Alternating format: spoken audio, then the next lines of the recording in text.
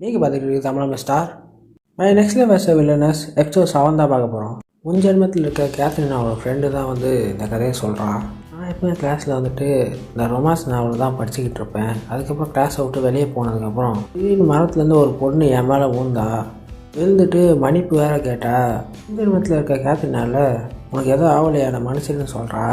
Catherine நான் ஃப்ரெண்டில் நான் மன்னிச்சிட்டேன், மரத்தை வேலைலாம் பண்ணியிருந்தேன்னு கேட்குறா. இந்த ஜென்மத்தில் இருக்க கேத்ரின் நான் சொல்கிறா, மரம் தான் என்னை கூப்பிட்டுச்சு, அதனால் நான் மரத்து மேலே ஏறிட்டேன் அப்படின்னு சொல்கிறா. நீ அச்சுக்கோ தானே சொல்லும் போது, அச்சுக்கோவில் என் பேர் எப்படி உனக்கு தெரியும்னு சொல்லும் போது கேத்ரின் நான் சொல்கிறா, நம்ம 2 பேரும் ஒரே கிளாஸ் தானே. அச்சுக்கோ சொல்கிறா, நான் கிளாஸில் இருக்க எல்லா பேரும் எனக்கு தெரியாது, இனிமேல் தான் தெரிஞ்சுக்கணும்னு சொல்கிறா. அப்போ என் பேர் தெரிஞ்சுக்கணும்னு சொல்லி கேத்ரின் அவன் பேர் சொல்கிறா. முன்ஜென்மத்தில் என்ன பேர் வச்சாங்களோ. கேத்ரின்னா அச்சுக்கோட லைஃப்பில் வந்ததுனால அச்சுக்கோட லைஃப் வந்து ரொம்ப சந்தோஷமாக போச்சு. ஒரு நாள் கேத்ரின் நான் வந்துட்டு ஹைஸ்கூலில் அச்சுக்கோ கூட ஒன்றா படிக்கணும்னு சொல்லிட்டு என்ட்ரன்ஸ் எக்ஸாமுக்காக கஷ்டப்பட்டு படிக்கலான்னு பார்க்குறா. அவன் மண்டையில் எதுவுமே ஏற மாட்டேங்குது. அச்சுக்கோ சொல்கிறா, நீ இதில் பாஸ் ஆனால் தான் நம்ம 2 பேரும் ஒரே ஹைஸ்கூலில் படிப்போம். அது மட்டும் இல்லாமல் நீ படித்து முடிச்சிட்டேன்னா ஃபார்ச்சூன் கேமை நீ எவ்வளோ வேணால் விளாட்லான்னு சொல்கிறா. கேத்ரினாக்கு மோட்டிவேஷன் ஆகிடுச்சு. சரி நான் எப்படியாவது படிச்சிடறேன்னு சொல்கிறா. அந்த ஹைஸ்கூலோட என்ட்ரன்ஸ் எக்ஸாமோட ரிசல்ட் வந்துருச்சு. கேத்ரினாவும் அச்சுக்கோவும் 2 பேரும் பாஸ் ஆகிட்டாங்க. கேத்ரினாவும் அச்சுக்கோ வீட்டுக்கு போகும்போது அச்சுக்கோ அவள் வீட்டுக்கு கூப்பிட்றா. கேத்ரினால நான் ஃபார்ச்சூன் கேமை விளையாடிட்டு வரேன்னு சொல்லிட்டு போகிறா. அச்சுக்கோ நினைக்கிறேன் இந்த நாள் மாதிரி எல்லா நாளும் நம்ம 2 பேரும் சந்தோஷமாக இருக்கணும். ஆனால் மறுநாளே கேத்ரினா ஆக்சிடெண்ட்டில் இறந்துட்டா. கேத்ரினாக்காக இறுதி சடங்கு நடத்துகிறாங்க. அங்கே அச்சுக்கோவும் போயிருக்கா. ஆனால் அவள் அங்கே அழுவே இல்லை. வீட்டுக்கு போகும்போது அவள் மெசேஜை பாட்டோன்னு தான் அவள் அழுகிறா. இதுதான் அவள் கடைசியாக அனுப்பின மெசேஜ், இதுக்கப்புறம் மெசேஜே வராதுன்னு சொல்லிட்டு, இதுக்கப்புறம் நான் மட்டும்தான் என் வாழ்க்கையை வாழணும், நீ இனிமேல் என் வாழ்க்கையில் இருக்க மாட்டேன்னு சொல்லி அழுகிறா. அவள் அடுத்த ஜென்மம்னு ஒன்று இருந்துச்சுன்னா நம்ம 2 பேருமே திரும்பியும் ஃப்ரெண்ட்ஸாக ஆக்கணும். திடீர்னு தூக்கத்துலேருந்து சோஃபியா எழுந்து பார்க்கும்போது அவள் கண்ணில் தண்ணி வருது.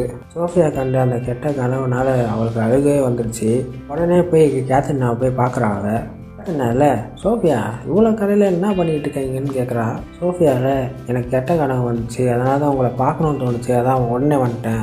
அதனால் எனக்கு புரிஞ்சு போச்சு, நாளைக்கு எக்ஸாம்னால தானே நீ டென்ஷனாக இருக்க, கவலைப்படாத, உன்ன மாதிரியே நானும் டென்ஷனாக தான் இருக்கேன், நான் என்ன பண்ண போகிறேன்னு தெரியலன்னு அதை நான் சொல்லிக்கிட்டு இருக்கும்போது நான் வேரியன்ஸ் எல்லாம் வந்து மீட்டிங் போடுறாங்க.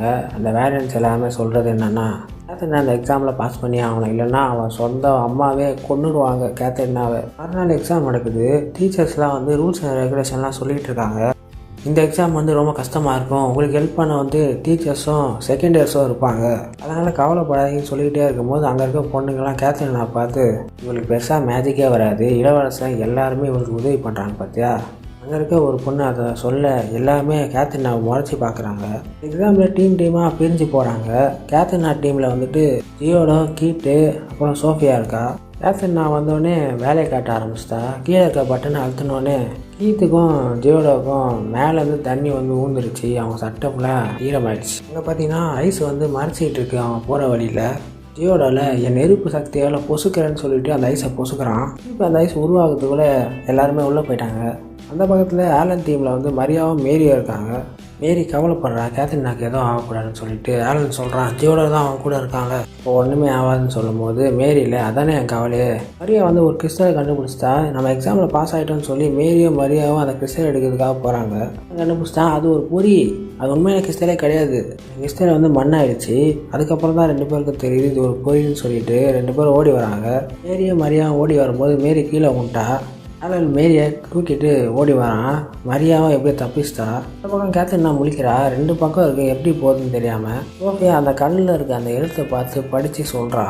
கேத்ரினால பொறி இருக்கிற இடத்துல தான் புதையல் இருக்கும்னு சொல்லுவாங்க, நம்ம அந்த பக்கமே போகலான்னு சொல்லும் போது ஜியோடல அதெல்லாம் தேவையில்லை, சோஃபியா சொன்ன வழியிலே போகலான்னு சொல்லிட்டு கேத்ரினா கூட்டிகிட்டு போகிறான். அவங்க போகிற வழியில் பார்த்தா தண்ணியாக இருக்குது. கேத்ரினால ஸ்விம்மிங் பண்ணிட்டு போகலான்னு சொல்லும்போது தண்ணிக்குள்ளே ஏதோ இருக்குது. கீத்து வந்துடல எர்த்து மேஜிக்கால் பாறையை வர வச்சுட்டான். அது மேலே ஏறி எல்லாரும் போயிட்டாங்க.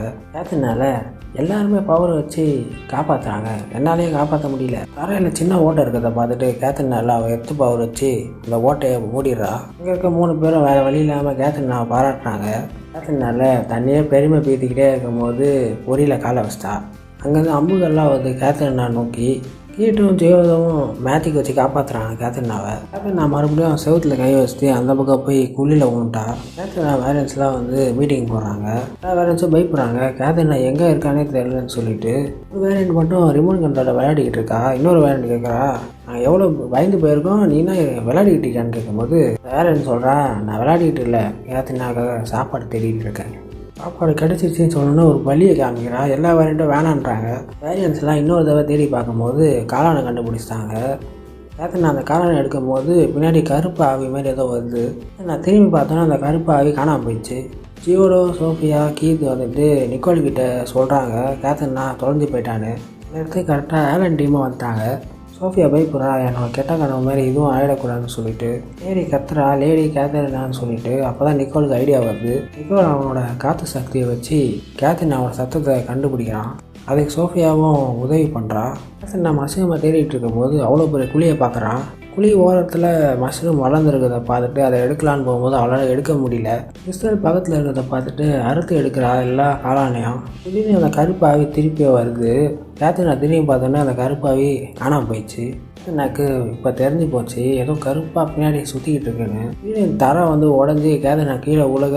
கேத்ரினால நான் மறுபடியும் சாக விரும்பலன்னு சொல்லும் போது சோஃபியா எப்படியோ காப்பாற்றிட்டா. கேத்ரினால நீ இப்படியே பிடிச்சிட்டே இல்லைன்னா நீயும் சேர்ந்து ஊந்துருவா, என்னை விட்டுன்னு சொல்கிறான். சோஃபியாவில் மறுபடியும் உங்களை நான் இழக்க விரும்பலன்னு சொல்லிட்டு இருக்கும்போது திடீர்னு சூறாவளி வருது. சூறாவளி வந்து 2 பேரையும் காப்பாற்றி அந்த நிலத்தில் விட்டு போயிடுச்சு. கேத்ரினால சோஃபியா நீ அதை உருவாக்கணும்னு சொல்லும்போது சோஃபியாவில் அதை நான் உருவாக்கல. அந்த இடத்துக்கு வந்தோடனே கேத்ரினா ஒன்றும் அவளை தெரிஞ்சோன்னு தான் எல்லாருக்கும் நிம்மதியாக வந்தது. அதே அந்த கிறிஸ்டல் எப்படி கண்டுபிடிச்சிங்கன்னு கேத்ரினா கிட்ட கேட்குறா. அதனால நான் இந்த மஷ்ரூமை வெட்டுறதுக்காக தான் இதை யூஸ் பண்ணேன்னு சொன்னோன்னே எல்லாரும் சிரிக்கிறாங்க. மரியா வந்துட்டு அந்த கருப்பு ஆவியை வந்து கேத்ரினா பின்னாடி இருக்கிறத நோட்டீஸ் பண்ணிட்டா. அவ்வளோ இந்த எபிசோட் முடியுது. இந்த வீடியோ லைக் ஷேர் கமெண்ட் பண்ணுங்கள். இந்த சேனலுக்கு புதுசாக வந்தீங்கன்னா சப்ஸ்கிரைப் பண்ணுங்கள். அப்போ தான் நான் போகிற எல்லா வீடியோ நோட்டிஃபிகேஷன் வரும்.